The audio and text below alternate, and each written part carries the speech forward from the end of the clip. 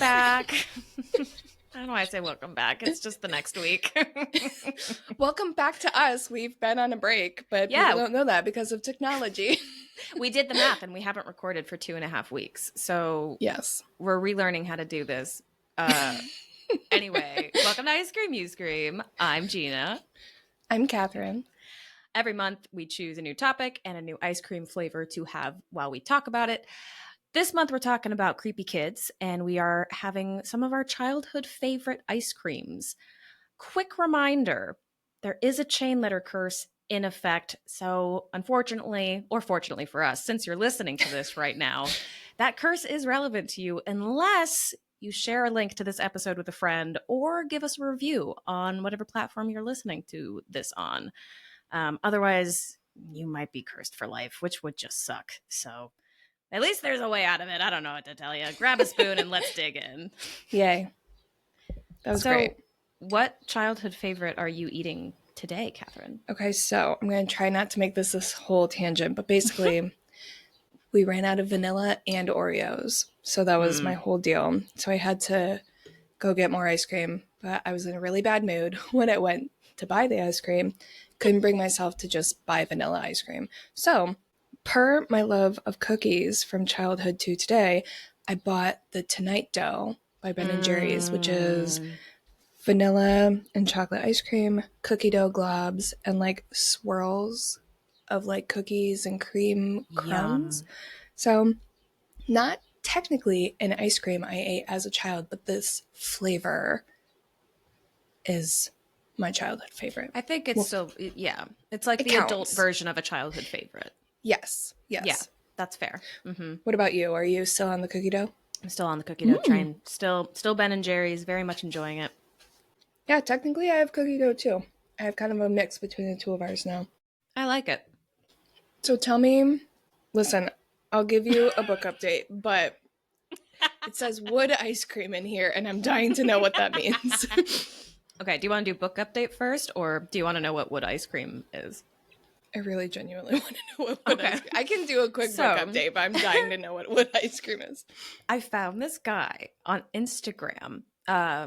Justin Davies is his handle, and he's been making ice cream that's infused with the flavor of different woods. And what's cool about it is that he'll like do the ice cream, but then he'll make a bowl out of that wood and eat the ice cream from that bowl. So he's very, like eating the flavor of what the bowl is, but just ice cream. That's wild. What? And one of the flavors that he recently did was Bradford pear trees. Okay, listen. To all the listeners out there who do not know what a fucking Bradford pear tree is, first of all, good for you. You're very lucky. Secondly, fuck Bradford pear trees. I have one in my yard. It is not my fault. We did not put it there. I did not know what it was when we moved in. It is the worst tree known to mankind, and I spent my weekend last weekend, because I was in a bad fucking mood, as previously mentioned, chopping down all of the branches I could reach, because it's too big of a tree for me to just knock down completely, because it would ruin the houses. So I'm not allowed to do that. But I was so tempted to just go for the trunk and just get rid of it. I'm using like a little handsaw. I literally was like, I chopped down as much of those twigs as I could. I fucking hate this tree. Am I allowed to talk about what it smells like? It's disgusting. I think we have to talk about. So that's like one of the things with Bradford pear trees. It's disgusting. They smell horrendous when they bloom. So bad.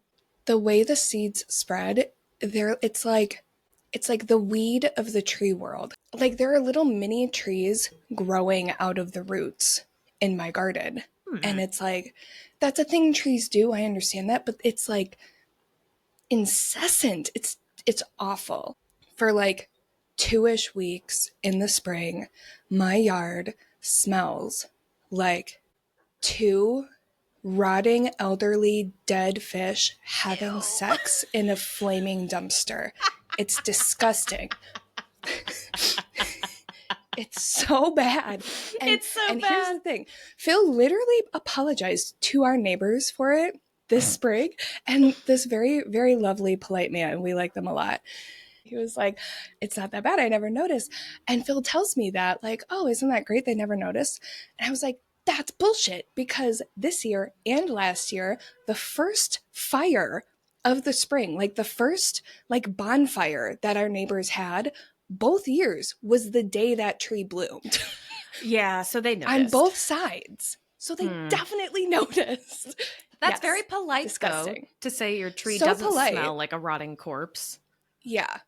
And to be clear, like, they know it was not us. Like, they know we didn't play. They've been here longer than us, but the neighbors on the other side do not know. So I'm like, you need to tell them that we did not do this. Ugh, gross. What? So now I have questions. Like, I'm so alarmed that this man is trying to eat this tree. What does it taste like? Apparently, fucking awful. Good. And he knew disgusting. that going into it. He Okay. he was doing it from memory. He was doing it as like, okay, I have to, if I'm doing this series where I try to make wood infused ice cream, I have to do the infamous Bradford pear. And he despised it. He like, Awful. because he Okay, films good. his reaction when he tries it, and he just looks like he's about to cry. I would be genuinely pissed if that tree had a lovely flavor. I would be so Disgusting. mad. Don't plant a Bradford pear tree, please. Don't. I'm begging you, listeners. Oh my God, my vacuum's here. Did you get a new vacuum? Oh my God. Okay, so another update. I got a new vacuum. What kind of vacuum is it? Girl, I got one of those cordless Dyson vacuums. I'm so excited. I got a cordless vacuum a couple of months ago, and it's a fucking game changer. Did it change your life? That's what I'm hoping for. Like, we look forward to vacuuming now. Our floor is cleaner than it's ever been. That's what I told Phil would happen. Thank you so much. 100%, okay. Yes. I have to like hide a little bit because I don't want the guy to see me. Hold on. Well, thank you for telling me about that fucking bitch ass pear tree ice cream. I would love an update on the book that you're reading, if you have. Yes. So I'm happy this is in our notes because we haven't recorded in almost 3 weeks. I'm like 6 books later. This is like old news to me. But I read I Who Have Never Known Men, and it was very good. It was very good. I highly recommend. I only had like a quarter left when we recorded last time, so can confirm all of my feelings from last week are valid, and everyone should read it. It's like oddly hopeful. I don't know. That's definitely arguable, but I personally was like, it was hopeful in the way where it like confirms that like everything is shit. So, like, okay. I don't know if that's like actually hopeful, but I think so. It's like, you know what? Yeah, it is what it is. Solidarity in the shit. You know, like, yeah. And so I want to clarify some things because I wasn't sure about when it was actually published / translated last time. And so I looked into that this time. Apparently it was written in 1995, but it was just recently translated into English, which is why so many people here are just now discovering it. So I believe it was translated in 2023. So it is a few years old, but like it's still, people are buying it left and right. So yeah, I highly recommend. Speaking of stories, I am pretty sure we have a podcast where we tell stories. And I think you have one for me today. Yes, thank you for the reminder. I do have one. Thank God. It is what? Can you imagine if I was like, wait, what? Actually, you probably don't have to imagine that. That will probably happen one day. One of these days, we're going to get the schedule mixed up. And like, neither of us are going to do it. We're both going to show up ready to listen. And that's going to be a fun bonus episode for all of you. That's where the meditation episode. Yeah. That's where we loop you into our breathing, but we just extend it to the entire episode. Yeah. All right. So I do have a story prepared this time. And I'm going to be honest, I might be a little weird about it because I'm so obsessed with this story. This is another one that could easily be 4 hours long. I chopped it down so it's a very small snippet of everything I want to say. But today we're talking about the infamous Slenderman. I feel like I have to whisper it because he creeps me. I'm genuinely afraid of Slenderman. Like, creepy actually, as fuck. For real. Yes. Ugh. Anyway, okay. I'm just going to jump right in. I'm not painting any pictures for anyone. I'm just going to go straight into the history because I'm so like emotionally damaged by this story. Right, I like cool. don't want us to join this world. Okay. So, Slenderman started as a simple online urban legend, but somehow, in a very short amount of time, he crept his way into mainstream media and would ultimately lead to one of the most infamous crimes of the 2010s, which is so weird to say. This was like so long ago at this point. Holy shit. Yeah, isn't that weird? It feels like it just happened. Seriously, yeah. But what I'm most interested for the purposes of this episode is where did it all begin? Because he didn't just spring up out of nowhere. In fact, he actually sprung up out of Photoshop. That is where he originally came from. So the character known as Slenderman was originally created by a man named Eric Knudsen. Eric was browsing the pages. What? Is it his name or did I mess up? Knudsen? Okay, yeah. I asked because I did stumble over my words a little bit there. Yes. Sorry. I do Everyone have a habit has of weird names. I have a habit of laughing at people's names, and I shouldn't. You do. It's not But, like I don't like that person. It's just I take joy in names. Names are so fun. You do. You have like a visceral reaction to. I think you're one of those people that like, and I do this too. We connect names to things, and like names are heavily like a word association thing. I feel like for whatever reason, every name we bring up is funny. It's like it's not, but it actually is. But it is. Anyway, so this Knudsen guy was browsing the pages of an online horror forum called Something Awful when he discovered an art competition. The project called for digitally altered photos that would serve as the basis for new mythologies on the forum. So they were basically looking for people to create things to act as prompts for stories that people would create within this forum. So we'll share it in the video on YouTube, but he created an image depicting a group of children all walking toward the camera. And you can see in the background a sort of pixelated, fuzzy image of a tall, slender man kind of following them. He's sort of lurking in the background. Do you see it? Yeah. So he created it in a way that it was like, you're not meant to see it at first. He's kind of hiding in the background, but in plain sight. You know what I mean? Like he's very clearly there. There's also an image of a child on a slide at the park. And then again, he's kind of lurking in the background. I don't know if he created both of these images at the beginning. The second one's scarier to me. That's scarier. The one at the park, because that one's a lot clearer. Weird tentacle arms. He does. We'll talk about that in a little bit. Okay. Yes, he does have tentacles that come out of him in some stories. So that's why I don't know if this is one of the original images. I couldn't find. I know that the first image I sent is one that he made.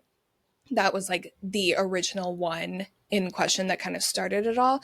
I don't know if he also made the slide one or if that was one that was created inspired by his original image, because like I said, people were creating stories around this inspired by this original image.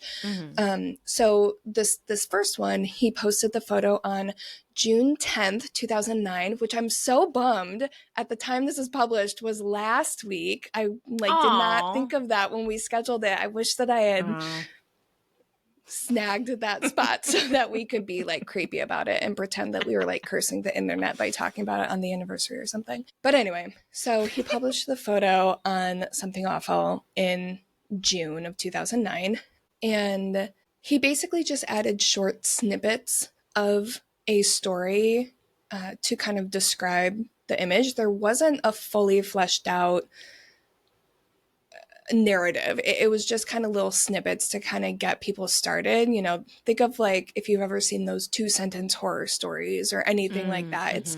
It was just kind of that thing. It was a prompt. It wasn't an entire legend in and of itself. It was just the image and a small description. Okay. These descriptions were 100% fabricated, but they were written in the way to suggest that this was an ancient story, like the legend of the Slender Man was ABC, you know? Okay. And that's it. That's the beginning of the legend. This is the first recorded information on him ever. It's just the stories were made to seem like it was older than it actually was. So, as was the purpose of this, I keep calling it a contest. I don't know if it was an actual contest or if it was just a call for stories. Either way, the purpose of him submitting this was for other people to use this photo, which they did. So some people would add additional descriptions to what he had already created, kind of fleshing out what was already there. Others just started from scratch and kind of created their own legend and lore. Within just a few days, several forum users had created their own mythologies and legends based on the image, and it was spread very quickly. Like, this was a very, very popular prompt that people would use within Something Awful.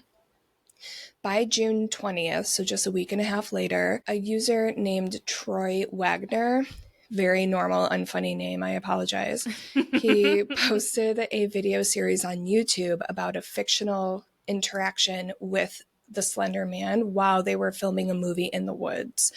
Ugh. But it was presented as fact. It's supposedly known that it was not fact, but it was kind of Blair Witch vibes. Like, this is like a fun project to pretend that they came upon something strange in the woods and it was the Slender Man. But it was always understood that this was fake. Mm-hmm. Things like creepypasta, where this story kind of originated and became very popular, and forums like Something Awful. These are all spaces where within these forums, it's very understood, everything I just said, that this is fake. This is something that we have created just so that we can kind of scare each other. It's just a space for spooky people to share spooky stories without being judged. That's kind of the whole purpose of these forums. Many of these stories, as we've seen in the past, do make their way outside of these forums. It's not some like big conspiracy that these things are released or make their way into other parts of the internet. That's a thing that happens all the time. But the difference is, one of them is a space where for a fact that this is fake and we're all here together and we're doing this. This is a community where this is understood to be real, but fake, The other one is like people question it. They're not part of the group. They don't understand that this was fabricated intentionally for entertainment. It's kind of, do you or do you not believe in urban legends? It's like, well, once it spreads a certain length or distance, it's like you don't really know what's real or not anymore. Oh, that's so creepy. Yeah, and it happens all the time. Like, there's so many. It's basically just another internet urban legend, These things circulate all the time, but it's creepy when, especially on creepypasta, like that's all that happens on that website and in those forums, that there's so many things being churned out all the time. A lot of them don't leave creepypasta because they don't spread, so they kind of stay safe within that little shell. This one it was so popular and so good from the start that it expanded. And once it got off of creepypasta and Something Awful and into the YouTube world, and it was circulating amongst all these other communities that weren't really part of it, it just expanded very quickly, and thus expanding the lore, essentially. So because so many people were involved in the creation of the original story, there isn't an official kind of original canon for Slender Man. He's just this conglomerate of all of these different perspectives and all these different people. So depending on who you ask or where you go, the details of who he is and what he wants and what he looks like and why he's here, whatever, might be a little bit different. So that kind of adds to why he's so unsettling, because one of the things that can make things a little bit less terrifying is understanding their motive, and Slenderman doesn't really have one. Like, he's just this kind of ominous presence that one day existed, and there's so many opinions and versions of his story. That kind of adds to the mystique of it, and it adds to kind of the horror of, you don't know how you can kind of be safe from him if you don't know what he wants in the first place.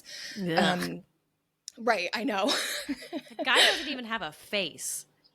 And Like, actually that's a good transition. There are some things that, despite the fact that so many people are involved in creating who he is, there are some things that kind of landed and stuck, and despite there not being an official canon, there is kind of an unspoken agreed upon, like, we've landed on these core things about him, and one of them is his appearance. To expand on the tentacles a little bit, let's like take it up a level. One of the biggest inspirations that a lot of people drew in creating Slenderman was H.P. Lovecraft. So he is said to be part of the kind of Lovecraftian horror subgenre, if you will. And one of the biggest components of Lovecraftian horror is a focus on the unknowable, which is what we just discussed in regards to why he's so terrifying. It's bizarre to the point where it's just as much fantasy as it is horror. And it kind of creates this like incomprehensible experience for the reader or listener or watcher, or however you're consuming these stories. And it's almost disorienting. Like the whole point of Lovecraftian horror is that there is no semblance of the reality that we actually live in. Like the most terrifying things can be true in these stories, but you never really get to the core. You never really get a why. Like this is just accepted as what things are in this world. Does that make sense? Like it's like just kind of this bizarre scary shit for scary shit's sake. Yeah, it just is what it is, and that's terrifying, And that kind of makes it impossible to comprehend or predict what's going to happen next or why we could be here in the first place. It's also reported that in addition to H.P. Lovecraft, the original kind of clump of people creating this story drew inspiration from another something awful story that was called The Insidious Beast, which I've never read that one. I don't know. I probably should have. I'm kind of scared too now. I'm a little scared of creepypasta, I'll be honest. Creepypasta stories legit scare me. They also, or I'm sorry, that story was written by a man named Zach Parsons. And then inspiration was also drawn from Stephen King's The Mist and also horror video games such as Silent Hill and Resident Evil, which makes sense. Those are also kind of within that weird, like, yeah, we're in this world, but not at all this world as we know it kind of vibe. Yeah. He's very tall and slender, duh, as we've seen, and like hence his name. He's also always seen wearing a dark looking like suit type outfit. And as an aside, for anyone who's seen season 4, episode 10 of Buffy the Vampire Slayer, that's what he looks like. Have you gotten there yet? No, I'm still on season 2. Okay, don't Google it. Okay. It's the scariest Buffy episode that exists. And I think the only one that won an Emmy. I'll have to fact check myself on that, but that one, it was either nominated for or did win an Emmy. It's very good, but very scary. But the villains in that one is basically what he looks like, for those who know. For those who don't know, don't Google it, just go watch it. And then, as we said before, in some stories, he has these big shadowy tentacles that are kind of they're not physical tentacles. They're like these shadowy kind of coming out of like the void behind him type tentacles. You can kind of see in the original picture, it's a little far away and a little grainy, but it's like, what are those? We don't know. We don't know what they're for. We don't know what they do. Again, that's another thing that depends on what story you're actually reading or listening to. He's often spotted either in the woods or just on the edge of the woods, kind of in between spaces. There's something there with the whole, like, he is of this world, but not of this world, kind of like a liminal space type of thing, the in-between of like where children often are versus where they get lost. So like think of woods on the edge of like a park or a summer camp, things like that. There's kind of like a border situation going on with him. He's always lurking that I think is a big important part of this. He's not the type of villain or monster that's gonna like jump out at you and yell boo. You know, he's always in the background. It's always like think of Pipes. Like it kind of felt like Pipes. Like it's always like, is he there or isn't he there? He's just kind of this ominous presence that you're never quite safe from because he's there, but he's not. He's close, but he's not. Like you don't really know what he's doing or how he's doing it. That's like the scariest type of thing to me. Yep, me too. That's why I'm genuinely afraid of this story. Yeah. This Slenderman genuinely scares me, and it's not that old. It's a new, like it's a brand new legend, and even I'm still like, fuck that, not for me. Mm-hmm. And then the other physical description of him is what you already said. He has no face. And for those who haven't seen him, it's typically just kind of this white blank space. But you can see the outline of his features. Like you can tell where his eyes are supposed to be, his nose and mouth are supposed to be. Yeah. It's almost like taking white fabric and just kind of stretching it. Yeah. You know? So it's like he has features, but not. Again, another kind of in between. He's kind of halfway between everything. He's like there, but not. I'm just going to keep repeating that because I don't know how else to describe it. In all of the early stories about Slenderman, it is mentioned that his main target is children. There are some that stray from that, and it's one of those like anyone could be a victim, but that's because of this, he's just this unknowable thing. So that kind of grew to be anyone could be at the mercy of Slenderman. But traditionally, his main target is children. And it is said, one other thing I do want to say about his physical appearance is some versions of his story, it is said that he's almost a type of changeling. He can take the appearance of people that kids know or have seen before, or like wouldn't be afraid of. That's not as common of a story. That is just one version of his story.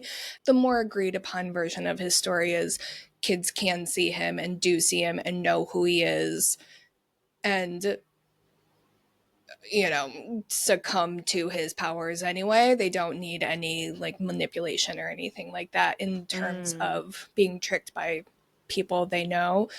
But that it's worth mentioning that is a version of the story. So much of this I didn't know. Obviously, I know that's like the whole point of doing the podcast. But well, I want to say me too, but also I don't know if that's true. Because I think the one thing I did know is the unknowability of him, you know? So I think, not to get all meta, but I think that it's kind of impossible to know everything about him because there's so much and so little on him at the same time. You know what I mean? Like, not knowing about him is kind of the whole purpose of him in a way, you know? So, like I said, his main target is children. That's one of the most agreed upon versions of his story. Some say it's just for the very obvious reason that children are most vulnerable and most manipulatable of the human species. Arguably, I'm going to say that actually is probably not true, but like per canon. Per the canon of humans. I'm actually just going to take that back. I don't agree that children are easily manipulated. I think they're the least able to be manipulated of our species, but that's not what the internet says. They say that his target is children because they're easily manipulated. Debatable, but we'll move on. Some say there is no reason. It's just, it is that way because that's what worked best for the story. And it was written that way. And that's why it's that way, you know, per Lovecraftian horror. It just is what it is. Others say he targets children basically so he can build an army of a bunch of mini slender men so that he can control them. Aww. And they can do his bidding and they're little and controllable. And he just wants some babies, little slenderlings. He just wants some little violent babies. Yes. Aw, that's cute. Yep. I'm sorry. I'm laughing because the whole rest of the story is the crimes that have been committed by children in his name. So I'm like, do we love it? I don't know. Never mind. Okay, I will take that back. Like, I get it, and I don't disagree with you, but like, per disclaimer's sake, maybe we love it as a story, not in real life. I love the idea of a tiny 2-foot tall slenderlet. I mean, so if they were the actual monster, yeah, that's kind of cute. Teeny. Just so Which teeny. actually, oh my God, I just realized, I wonder, so I read a book. Don't ever read this book. It was this, okay. You would not like it. It's a great book. It's called Ghost Eaters. It's by McCleod Chapman, who is a horror writer, and it was the most like gruesome. I've never read a book with such like gruesome descriptions of horror. This is kind of a spoiler, but well, it's not. At one point, there's a kid that is like all gross and weird, but he doesn't have a face, and I'm kind of imagining a little Slenderman now. I wonder if he got inspiration from that. I don't know. Anyway, it's a great book for anyone who's into horror books, but I don't think it's a Gina book. It's not a Gina book. It's definitely not. Like, it fucked me up. I'm still kind of fucked up by it. I read it like a year and a half ago. Anyway, that was just an aside. So, anyway, Slenderman has been the inspiration to numerous crimes committed by children. Yes, you heard me correctly. There have been numerous. There is one that is the most infamous one that we will discuss, don't worry. But there are a few others I'm going to walk through now because I knew there were others, but I never knew the specifics of them. I thought there was just the one. I thought so too. All right, so I'm going to work my way backwards. So on September 4th of 2014, authorities in Pasco County, Florida, responded to a 911 call about a house fire. A woman and her 9-year-old son had escaped the flames, but the woman's 14-year-old daughter, Lily, was missing.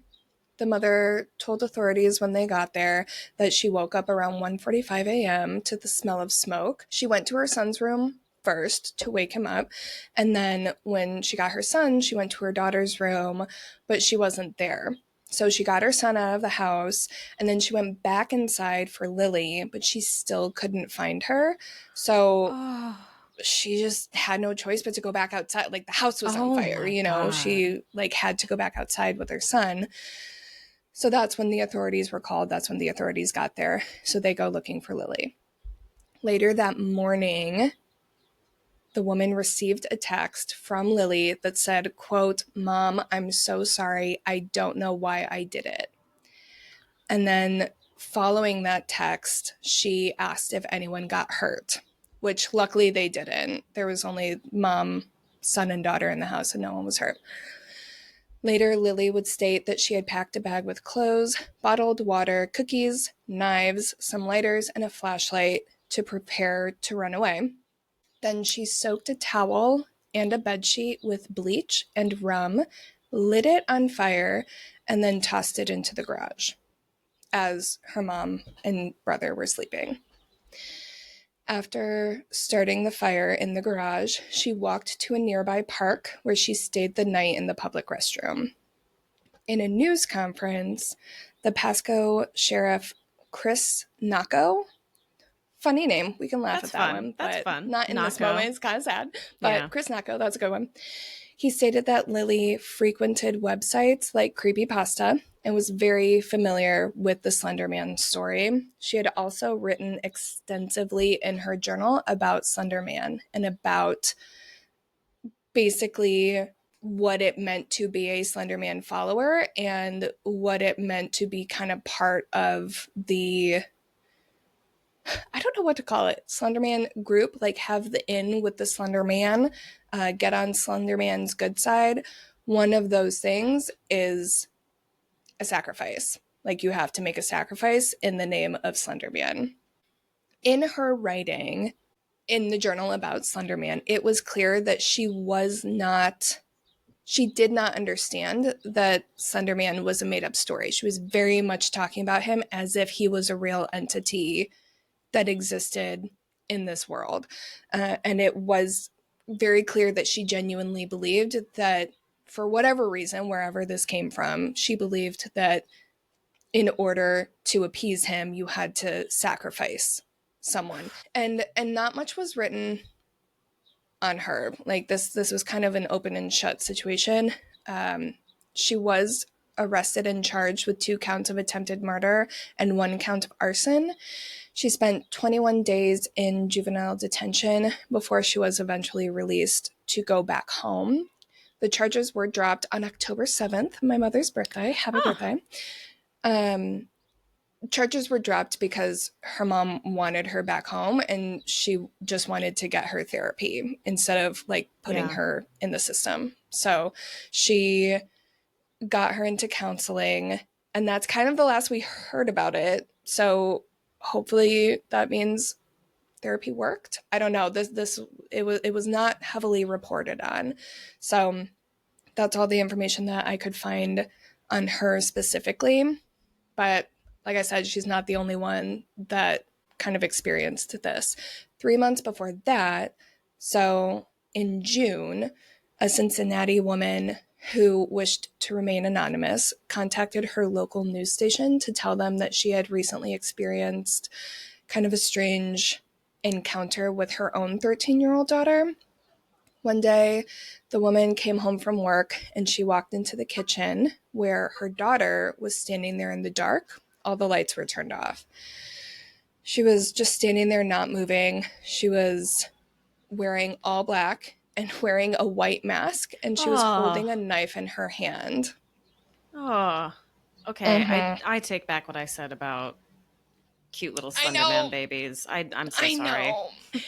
Theoretically, the idea of it's cute, but like here we are seeing it in real time. Yeah, I know. So her mother was confused at first. You know, she knows her daughter. She's not scared of her daughter, you know, at this point. It's just weird. Like, she doesn't really know what's going on, so she kind of had her guard down. She was basically just like, what the fuck are you doing? Before she could make sense of this bizarre situation, her daughter lunges at her and attempts to stab her several times in the face and the neck. Fuck. It's unclear due to the anonymity of the situation. We don't know how much damage was done. Because she was able to call the news station, like casually tell them about this, it is assumed that damage wasn't super bad, but we don't know. We don't know any more than that. Basically, what we do know is everyone was physically okay. This woman did state that her daughter had a history of severe mental issues. She didn't say what or, you know, the exact severity of it, but she did state that her daughter also was a huge fan of horror stories, and she had written several fan fiction pieces on Slender Man, which after this instance, her mom was kind of unclear on whether these were fan fiction pieces actually, or if they were delusions. You know, she didn't know. Right. So this one was, there again, they're anonymous, and this is all she really said. I wasn't able to look up the court case on this one because we don't know who they were, so there's not really anyone to look up. But one article that I did find on it stated that the girl was facing charges, but similar to the last one, she said her daughter claimed to have no memory of the situation whatsoever. It was like someone just took over for a brief moment, and you know, how do people describe it? Where it's like your eyes kind of go weird and you just kind of lose it, and then you come to. It's like you black out and shit happens, and then you come back and you're like, what the fuck? So any number of mental health issues can cause something like this, but we don't have any details on what specifically she had, so we don't know exactly what happened. Based on what I was reading, similar to the last situation, it is assumed that all charges were dropped and she got therapy instead.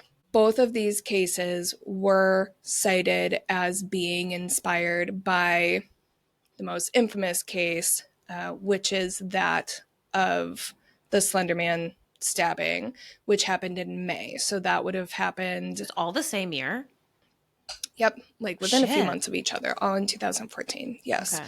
So on May 31st, 2014, two 12-year-old girls, Morgan and Anissa, stabbed one of their best friends 19 times with a 5-inch blade at a park in Waukesha, Wisconsin. I should have done a trigger warning, realizing now that I did not. Yeah. Trigger warning for lots of stabbings. Sorry. Like, I don't know. Bonus tidbit. I'm not going to call this a fun fact due to the nature of this episode, but this happened just 3 miles away from where you and I met originally. Did you know that? It Oh was my that close. God. No, I did Yeah. not know it was that close. Yeah, I knew, it was super I knew close. that we met in Waukesha, but I didn't realize it was, holy fuck. Yeah, it's not wild. No one needs to ever go to Waukesha. We're definitely not condoning going there. No. But bonus tidbit, this is where Gina and I met. Anyway, so the story starts, Morgan had 2 friends over for a sleepover for her birthday celebration. And actually, okay, as an aside, as of literally at the time of this publication, this news is like 2 months old, Morgan has since come out as trans. So pronouns are now he, him. I want to specify that for confusion because this is a very infamous case involving 3 little girls. And this is brand new information that I literally learned hours before recording. So is that why because you texted me, you were like, hold on. Like, shit, I'm like, I need to like edit my notes real quick.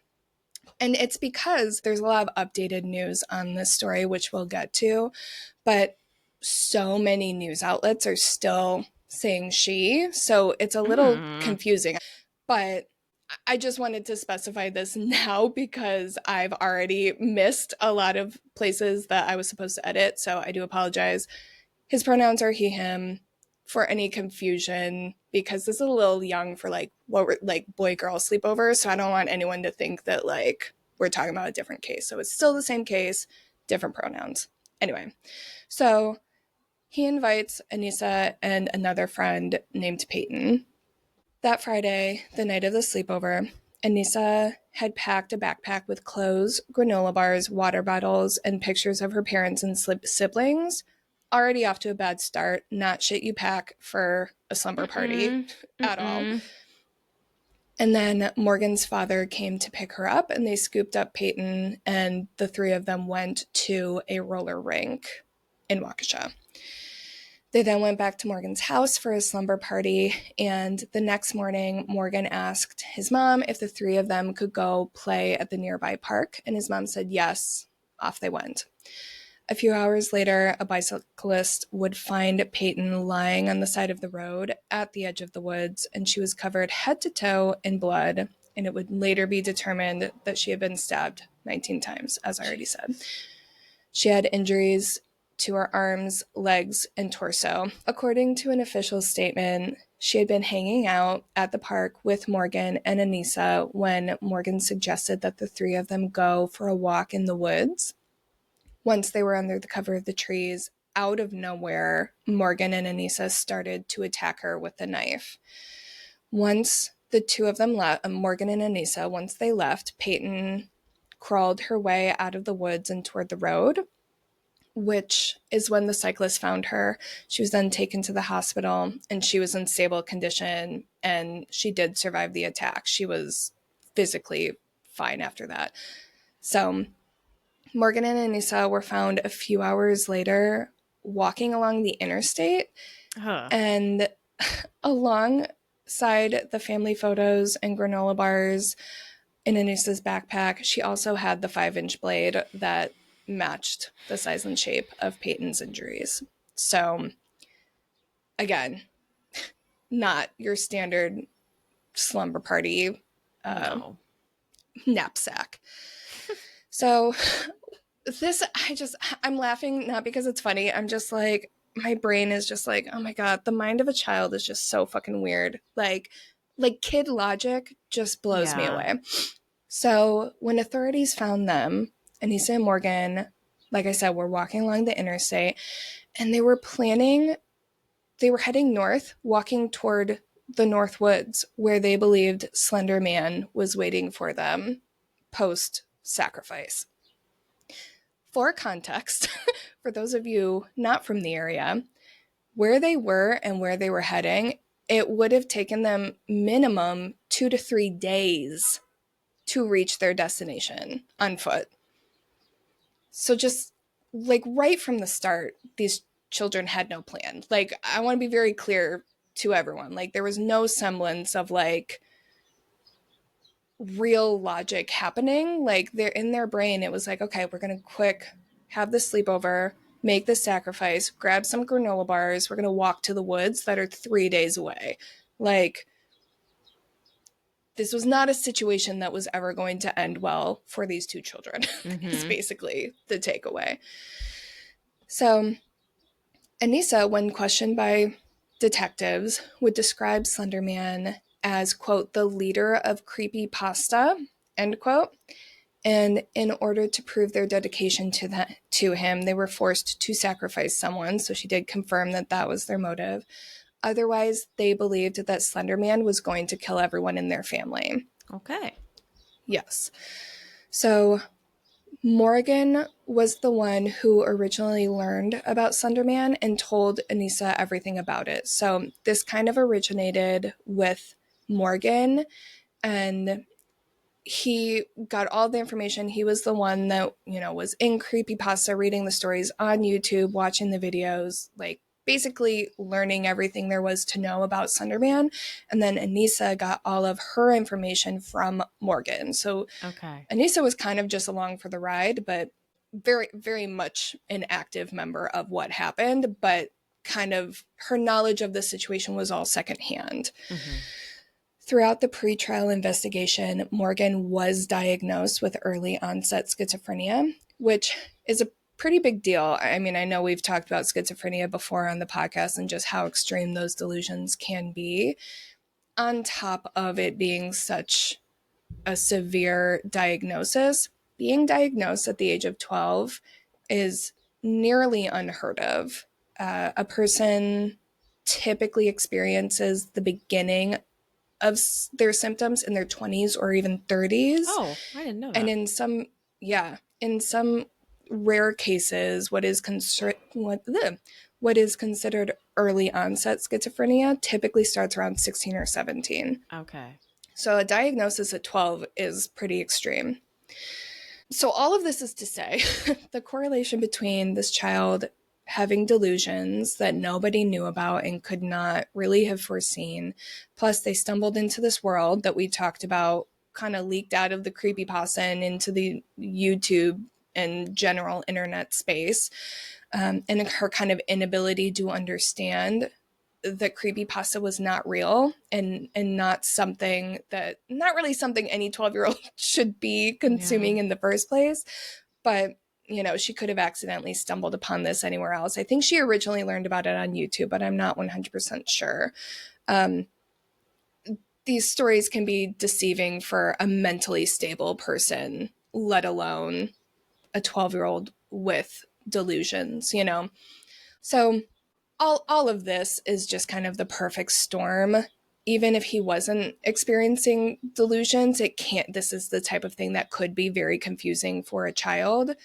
This is obviously a very extreme case, but it did kind of lead to some serious discussions about internet safety for kids for obvious reasons. It blew people away because this is such an unheard of thing to happen as a result of just a fun story on the internet. But there was so much nuance to it. We're dealing with mental health. We're dealing with, you know, should kids be on the internet in the first place? You know, is it safe to have sleepovers? Is it safe to go to parks? Just all of the things that parents have always been afraid of, all of them happened in this story, you know? So this story just blew up and spread like wildfire. I remember. Yeah, it was everywhere. It was wild. Oh my God. I will never forget when this happened. And just know, because at the time, my cousin lived very close to this park. And I just remember being like, oh my God, she could have been there with her baby. You know, like it was just it was the type of story that felt close to home no matter where you were, because everyone knows a 12-year-old, you know, whether you think you do or not. Everyone's met a 12-year-old. Everyone's been on the internet. Everyone's read a spooky story. Everyone's seen YouTube. Like, it's very much a this could happen to anyone type of story, but also it's not, because so many weird things were happening at once. It's like unbelievable that this happened, you know? So it kind of creates a weird mental space where you can't really, it's just a freaking weird situation.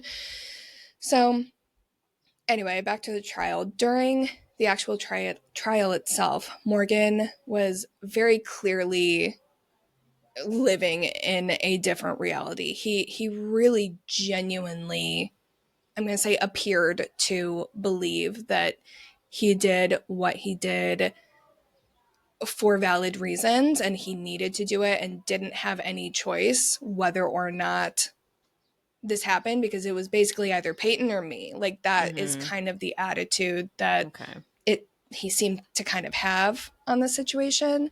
Didn't really show any empathy toward the situation whatsoever. Anissa was very nervous and very emotional the whole time. She kind of seemed to snap out of it once she got into the court system and realized, like, oh fuck, like we fucked up. Despite her being very clearly sorry for the situation, she also was kind of torn, because she maintained that she genuinely believed that she also had to do what they did in order to save her family.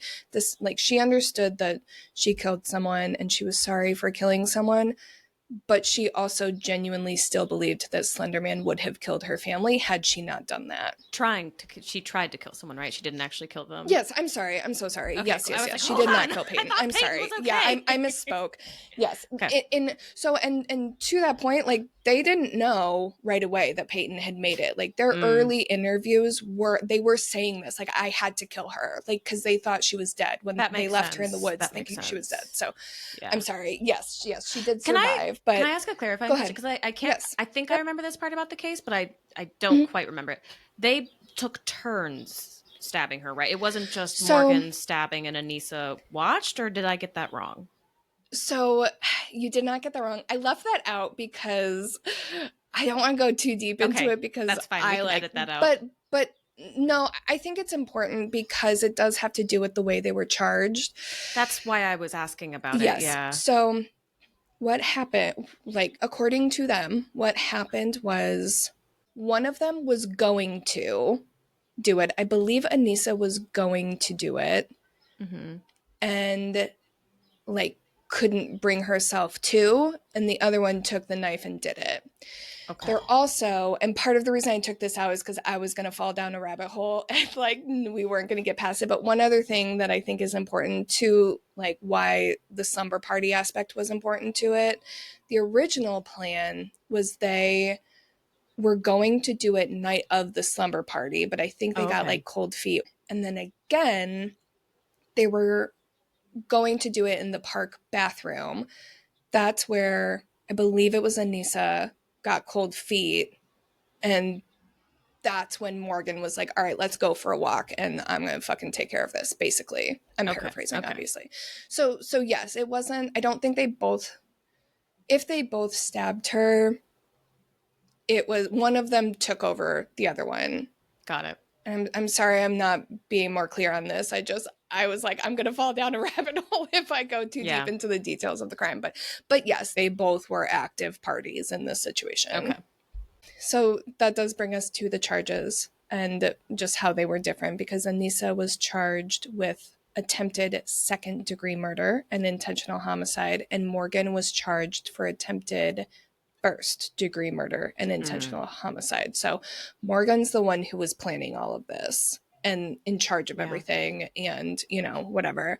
Anissa followed along, so hers was second degree. Anissa pled guilty, but she was found not guilty by reasons of mental disease. Psychiatrists did say that it was clear she genuinely believed that Slenderman was coming for her, but there was also another layer of Anissa where whatever she had made her, like, exceptionally susceptible to being influenced by others. Okay. Like, because of her whatever delusions or whatever you want to call it, she kind of just trusted what other people told her was reality more so than other people would. I don't know the details of it or like what she had or anything, but that is something that was stated in the court case documents.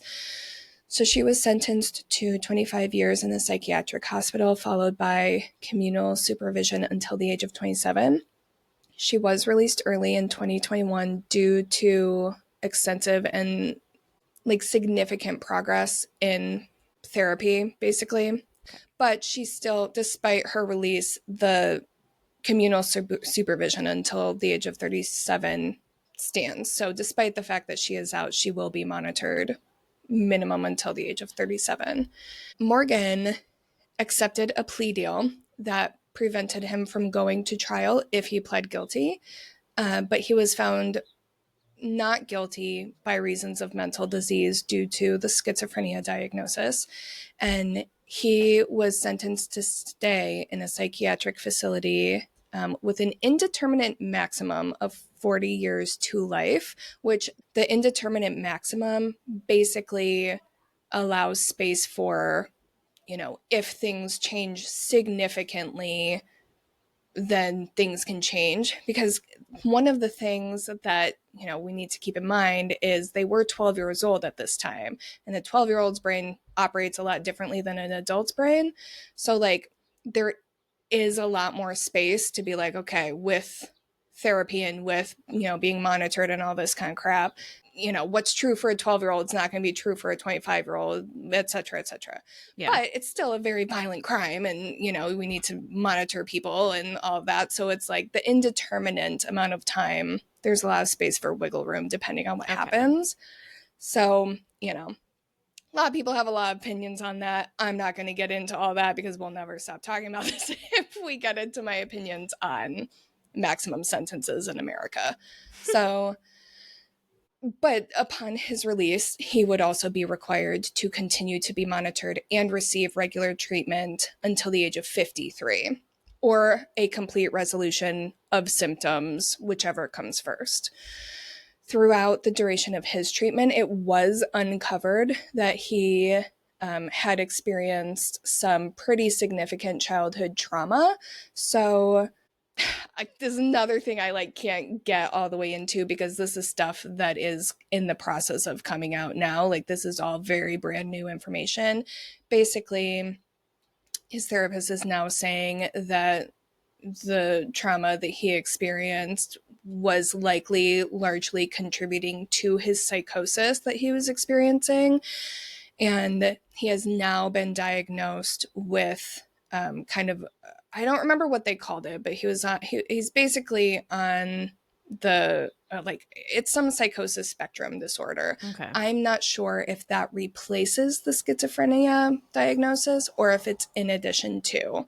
I looked, but again, I learned all of this like a few hours before our original recording, so I tried my best, but at the time of recording, this is brand new information, so more will come out on this. The reason we don't know the full story of the full diagnosis, we might not ever due to privacy laws, and that's okay, but I think the takeaway is there was likely more going on than just a schizophrenia diagnosis. Okay. So that makes it a little sticky.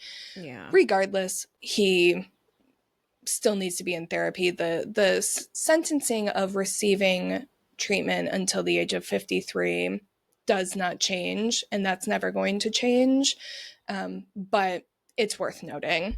Regardless of what this new or updated or additional diagnosis is, in January of this year, Morgan did petition the court for release from the institution, and it was accepted on the grounds that he had made considerable and significant progress, similar to Anissa.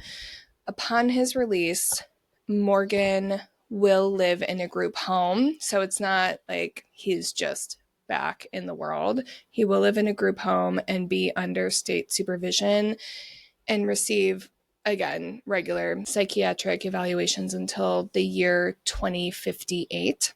Mm-hmm. Again, this is brand new information. A lot of people have a lot of feelings on it. I think one of the things that I will say that made this case so unique is the fact that we're dealing with 12-year-olds, but the crime was so significant and so severe, they were tried as adults, which semantically, I have issues with that. I wish we called that something else, because the reason to try someone as an adult is to increase available maximum sentences and to, put people away or put them in mental institutions or whatever for longer periods of time. I don't like the insinuation that a 12-year-old brain is the same as an adult brain, but for everyone out there that feels similarly, this is me saying that's not what it means. Some people thought they should have gotten longer. Some people thought their sentences should have been not shorter, but just, they don't think they should have been locked up. They thought they should have been released a long time ago and still in there. Like, there's a lot of opinions on this case and the verdict and everything that happened as a result. I will say, regardless of what your opinions are, I think one of the positive silver linings from this case is that Peyton did survive. And as of, I couldn't find any very, very recent interviews from her, but within the last 5 years, she did give a pretty significant interview to ABC. And she stated that this experience did inspire her to go into the medical field.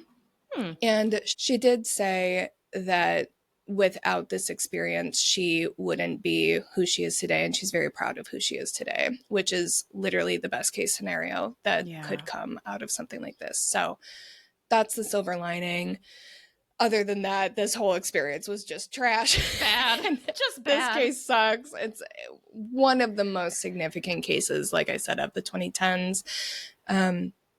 In the midst of all of this, we do need to keep in mind that this all started because of a fictional character created from a Photoshop from several years ago. When you say it like I know that you said that, and we were talking about that at the top, I know. but to resurface that now, that's Yep. wild.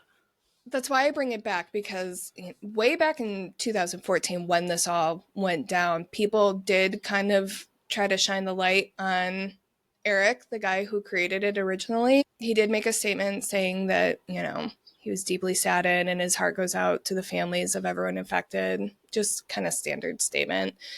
And he was pressed repeatedly for interviews, which he repeatedly declined, which I would also, because that also was a sticky situation. It's like, do you blame the guy or not? Like, he was on this forum. No, I would argue he could not have possibly foreseen this happening. Like, I'm sorry, but what the fuck? I would never think that this could happen as a result of a photoshopped image. Just no. But yeah, like I said earlier, this really kind of expedited the discussion about kids on the internet. And, YouTube specifically has taken pretty strict precautions in regards to what is available to people under 18 and what is not. I'm the one who posts this on YouTube, and I will say they take that shit real seriously. Like, you cannot post anything without indicating who it's for and who it's appropriate for and who should and shouldn't watch it and all of those things. And they're real quick to take things down if they think there's anything that could be in violation of those, which is so good. I'm grateful for it. I don't want any small child stumbling upon our videos. Are you kidding? No. Like, oh my gosh. No one should be. No. After all is said and done, this is just one of those stories where I get lost in my own rabbit hole in my brain, because there's this whole weird layer of, it's going to sound conspiracy theory-esque, and I don't mean it to be that way, but it kind of begs the question, like, even though this is a fictional character and it was created kind of flippantly, no disrespect to the guy who made it, but, he's just doing it for a forum real quick and, like, moved on with his life,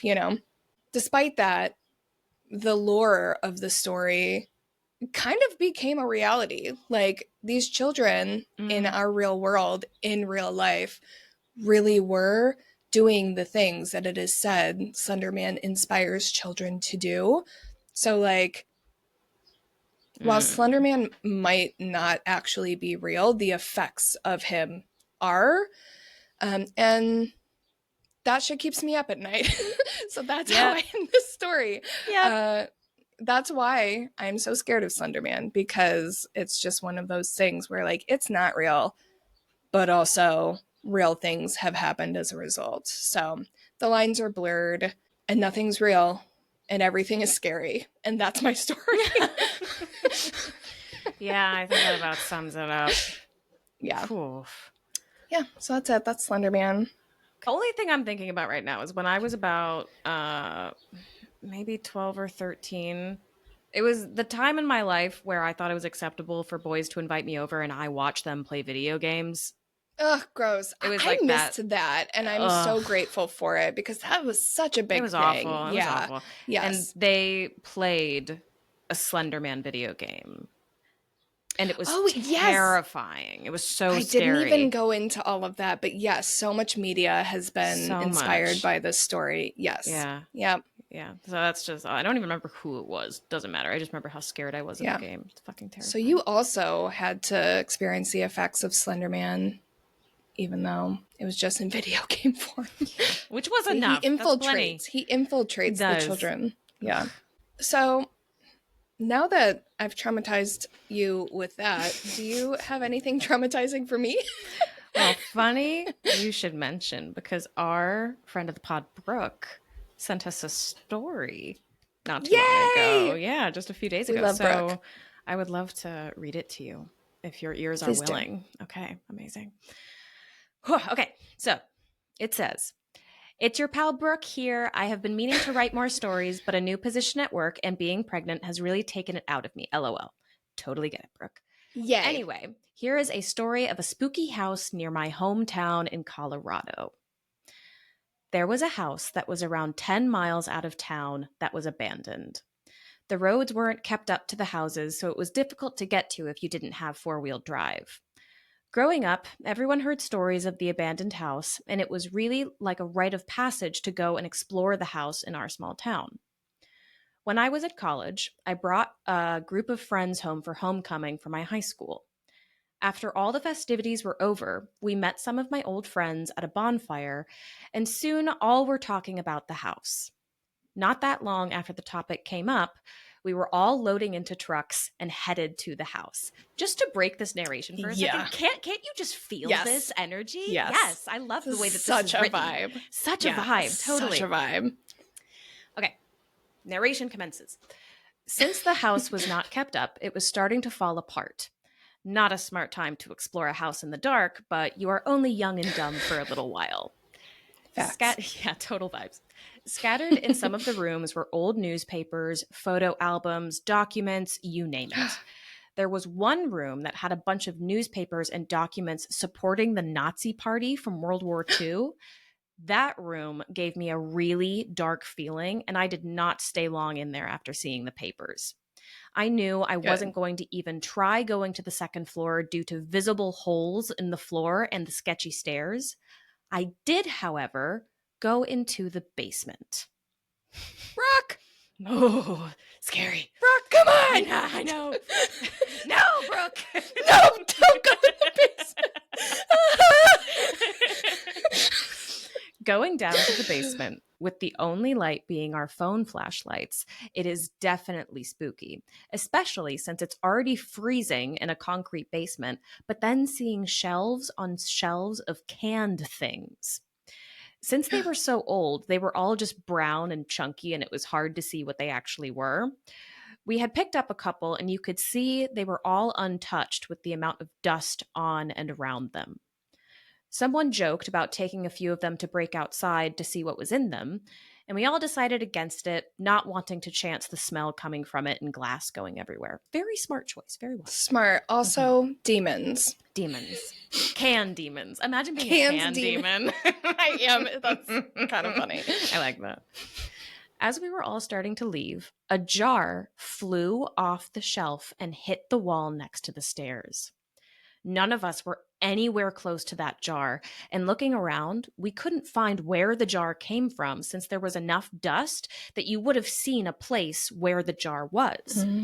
But there was a jar on the floor broken now, and we didn't stay much longer to find out what threw the jar.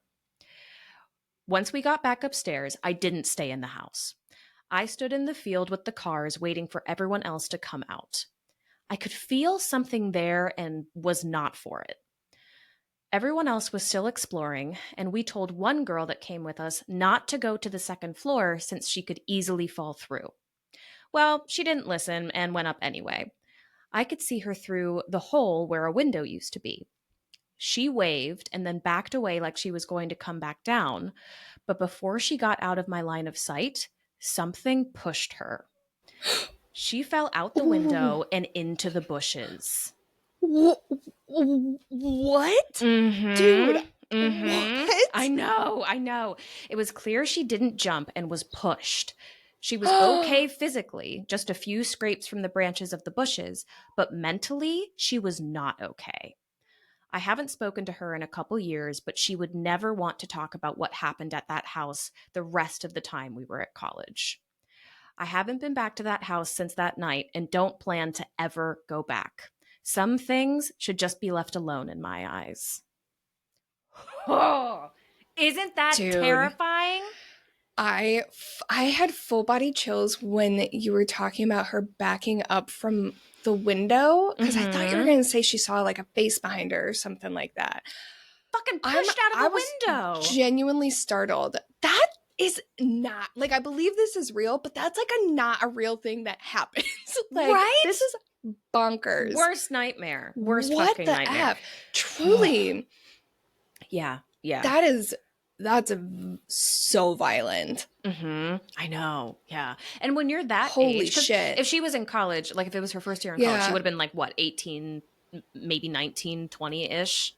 Yeah, somewhere between like 17 and 9, depending on where, I don't know, every state has a different like cutoff and stuff. So somewhere between 18, there's like 17 and 19 or something. And when I was that age, like I remember feeling very like grown up and I could handle anything. But as soon as something went wrong, the panic that you feel of like, oh shit, I don't actually know what to do in these situations. Like that fear is so palpable, you know?